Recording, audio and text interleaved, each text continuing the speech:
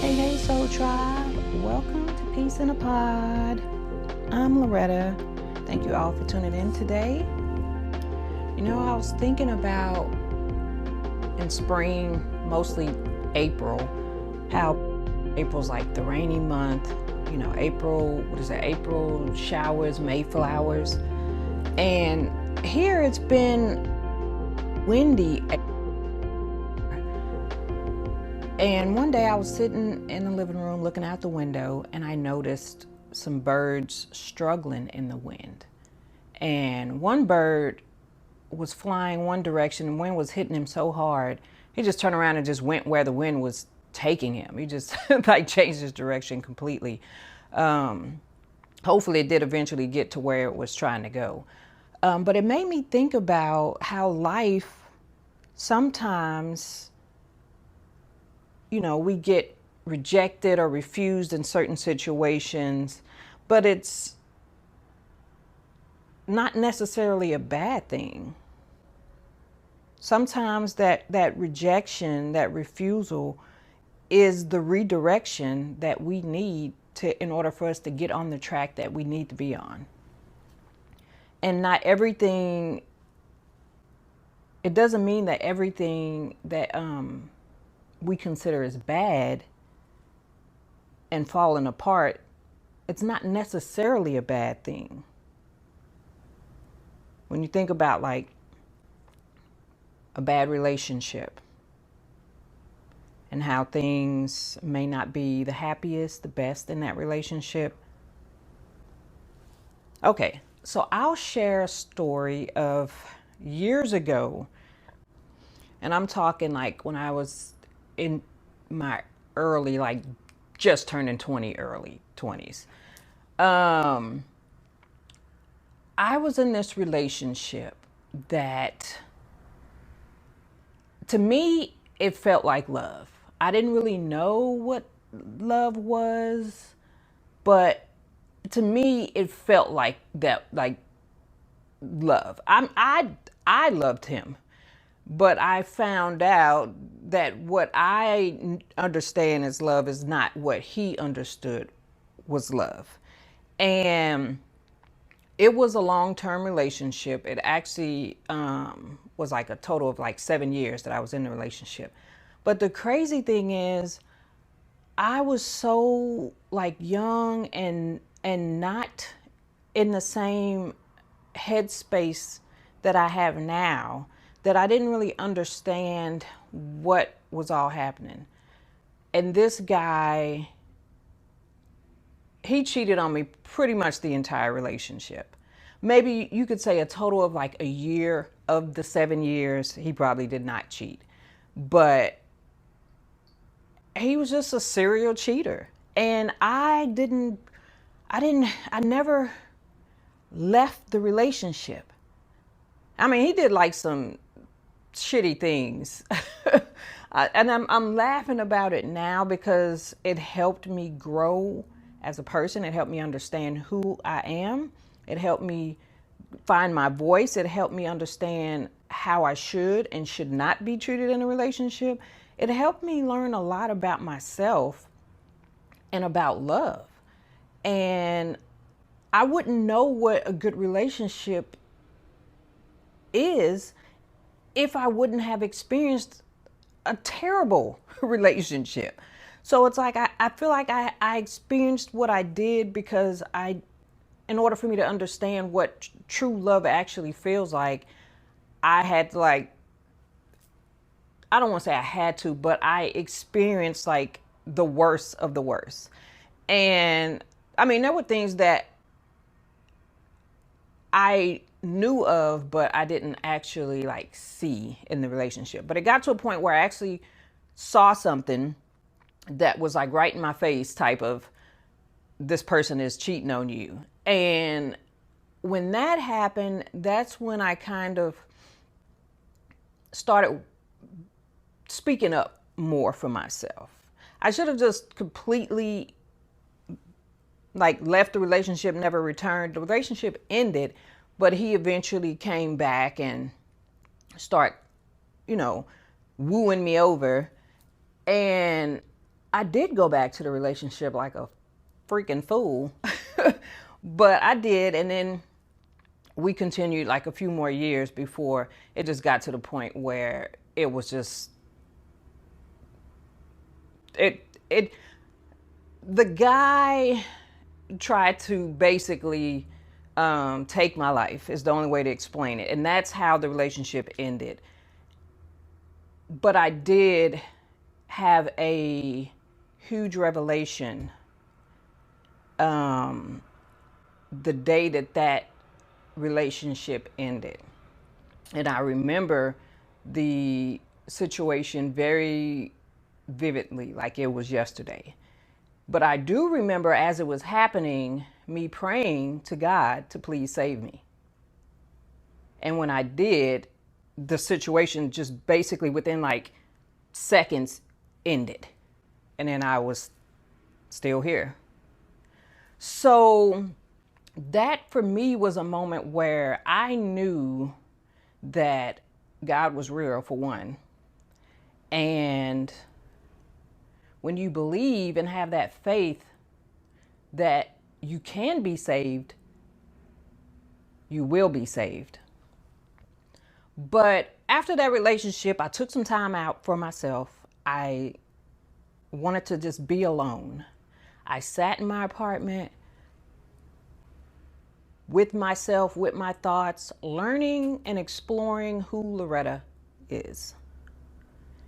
And when I did all of that, after a while, you know, some people can't be by themselves for too long. They feel lonely and bored and, you know, isolated. I started just kind of tapping into myself, like really trying to discover who Loretta is. What does she like to do? What are things that bring joy into my life? And once I was able to just sit with myself and my thoughts and my feelings, I started enjoying the me time. And it was just nice being able to like rediscover myself. And I truly enjoy my time just with me. I love just hanging out with myself. I like to sit with my thoughts and just, I don't know, I get a lot of my great, I don't want to say great ideas, but a lot of my creativity juices start flowing when I'm sitting by myself. I can hear things that I can't necessarily hear when I'm surrounded by people. And I enjoy hanging out with my friends and all, but I truly enjoy spending time with myself and just me and my thoughts and my, you know, emotions. And I love it. But anyways, after that relationship ended, it started like helping me understand a little bit more of myself. And it helped me definitely understand more about love.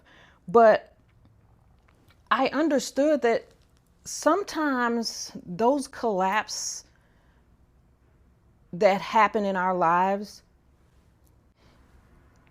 they're not there to just like tear everything down. Sometimes it's the rescue.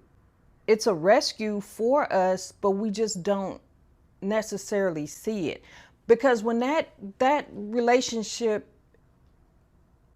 ended the way that it did, I remember a few weeks prior to that happening, me praying to God, asking him to help me get out of that relationship because I didn't know how to get out of it. And honestly, I felt trapped. I knew I couldn't stay in the relationship any longer because there were things that I found out around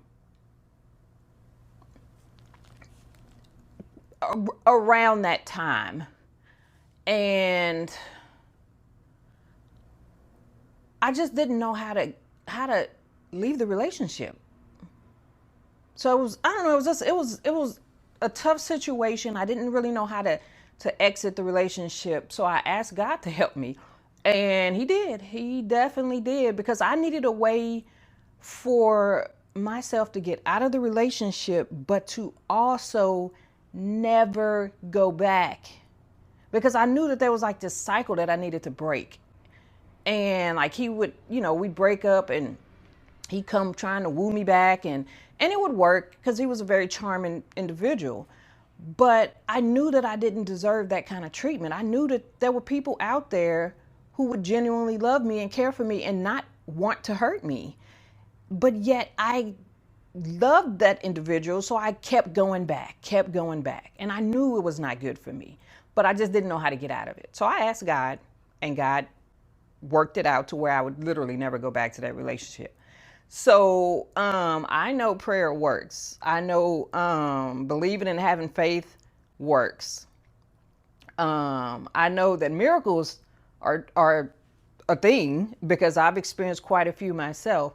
But that relationship was one of the things where I just didn't understand, like, the rejection that I kept getting from that individual, and not understanding that that was the redirection. There were things that I had already taken from that relationship that I've already, whatever life lessons I needed, I've gathered, but I didn't know how to like leave. In the few moments where things would happen and that was my exit, I kept coming back and I was holding myself back. So sometimes we face some very hurtful and difficult people or situations, and it's not until we see things right, before our eyes, that we really understand that we need to let that person go, that place or that thing go. I mean, it can be hard when you feel so attached, or you love something so deeply that it's time to let it go because you've invested so much into the person or to the place or whatever it is. And you're just not ready to release that because you don't feel like you've gotten anything out of it as far as what you've invested into it. So sometimes I do think that we misinterpret the rejection and not fully understand that it's the redirection trying to happen to get us to where we're supposed to go. And we cling on to things that we're trying to be redirected from through the rejection. And we kind of hold ourselves in this place. And some situations, there will be friction and conflict, but that is to help us get redirected to where we're trying to go. That conflict, that friction is there to force us to make a move. So you have to end the relationship, leave the job, move out of the place you're in to somewhere else. It's all part of the redirection process. Without the conflict or the friction, you would just stay in the same spot. You would settle. And that's what I was doing in that bad relationship. I didn't know how to get out of it. And I just kind of like, well, I'm already in too deep, so I might as well just ride this thing out. And I didn't know how to get out. So I asked for help. I asked for divine. I asked for the big help, and I got exactly what I asked for. But that rejection that you feel from those situations or from those people or things, it is pushing you into something new. And we have to not fight the force that is trying to redirect us. And sometimes we have to experience things, like see it with our own eyes, to like finally understand that is not what you need in your life. That is not what you need, and I'm trying to help you. So you have to experience some hurtful situations and people and things, because we're refusing to allow the universe to redirect us. So we have to be placed in situations to where we're forced to make a move. And in the only way that it can happen is to get it to that level to where we are just fed up. Enough is enough. And sometimes that's what it takes, because we all have free will, and we keep choosing the choices that we make. They're all our free will of what we think we want and what we think we need. But we're asking for like true love, or we're asking for like, soulmate type of love. And yet we're clinging to this bad relationship, getting drugged through the mud, but yet we don't want to let it go.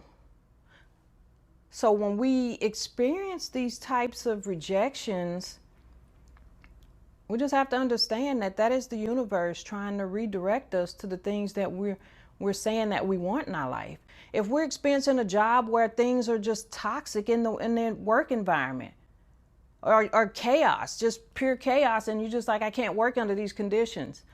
I feel like for me, I was placed in a situation with my job where it was so bad. The toxic environment was just so bad that I had to make a decision on what it was I was going to do, because I couldn't live that way forever in that previous job. And it was just like, I know I can do the work, but I can't do the work in this environment. And I felt like the environment got worse and worse because I was not meant to stay there. That is not God's long-term plan for me. It was my long-term plan, but that's not what I was placed on this earth to do. And I eventually just understood that, threw my hands up and said, okay, where do you want me to go? Which direction do I need to go in? And I do feel that a lot of things that happen, I don't want to say to us, but I feel like they happen for us, because we can pray and wish for a certain type of lifestyle, a certain type of environment. And when things start happening in our current environment, we get scared and we try to cling on to the things that the universe is trying to remove or redirect us from. And we're asking for stuff, but we're like not allowing things to shift in order for us to get to the things that we're asking for. And we can be our own distraction, our own obstacle for our future. But I do know that when things are not going our way, or not going the way that, we wish that they would, it's not necessarily a bad thing. Some things are not meant for you. Some people are not meant for you. Some people we experience for the simple fact that there's certain lessons, and not, I don't even want to say lessons, because it's not, every person we experience is not because of a lesson. Sometimes we need to use better discernment. We need to not trust everybody that we are around. Or sometimes we need to not be so judgmental. We need to don't judge a book by its cover. There are certain things in life that happen, but they happen for reasons that we may not see on the surface. There are parts of us that need to be developed, or there are parts of us that have been suppressed that need to be brought to the light. There are things in us that we need to feel or experience or express, and certain people and environments are brought into our bubble because we need to allow those things to come up.